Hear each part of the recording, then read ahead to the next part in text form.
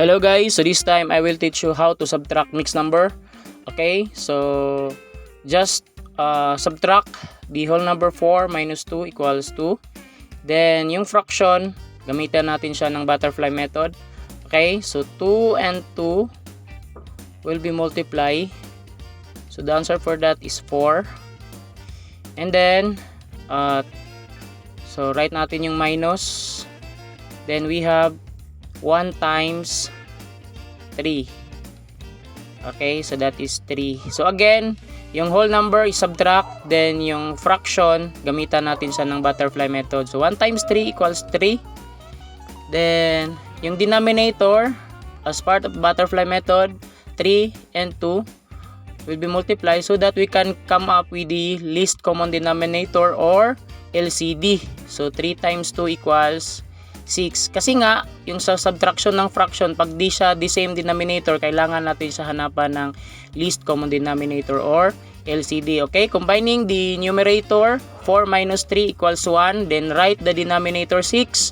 Okay, our mixed number is 2 and 1, 6 for number 1. Okay, let's try example number 2. So example number 2, so the same process with number 1, 6 minus 2 or the whole number will be subtract kasi nga subtraction tayo. So the result is 4. And then yung fraction na 4 over 5 and 3 over 4, gamitan natin siya ng butterfly method. So butterfly method, we have 4, the numerator 4, and denominator of the second fraction 4 will be multiplied. So the result is 16. Then write the operation minus. Okay. Then the numerator of the second fraction 3 multiply to denominator of the first fraction 5. Okay, that is the part of the butterfly method. So 3 and 5 equals, or 3 times 5 equals 15. Okay, so denominator multiply, so the 5 and 4. Okay, so sundan nyo lang maigi guys kasi hininaan ko na siya para di siya masyadong mabilis, para mahabol nyo kung ano yung sagot. So 5 times 4 equals 20. Then bring down the whole number 4. Then si 16 minus 15 equals 1. The numerator, denominator 20, copy lang. So the result of our example number 2, we have 4 and 1 over 20. Okay, another example number 3. So number 3, so the whole number 6 and 2 or 6 will be minus 2. Okay, so the answer is 4. Then we have 5 over 6 minus 3 over 5. Again, butterfly method. So this is the fastest way on how to subtract mixed number. Okay, so 5 times 5, that is 25.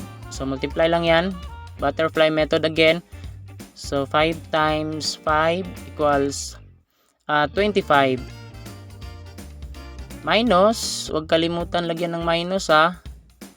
So minus of the numerator 3 times 6 equals, we have 18. So minus 18. Okay, so minus 18. So take note, this is just a process on how to subtract mixed number. So denominator 6 and 5, so that we can come up with LCD or least common denominator, just multiply. So as part of the butterfly method, so 6 times 5 equals 30. Then bring down 4.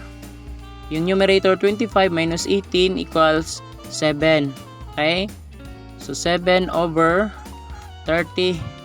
Okay, that is the result of our example number 3. I hope you have learned something from this video. Please follow for more.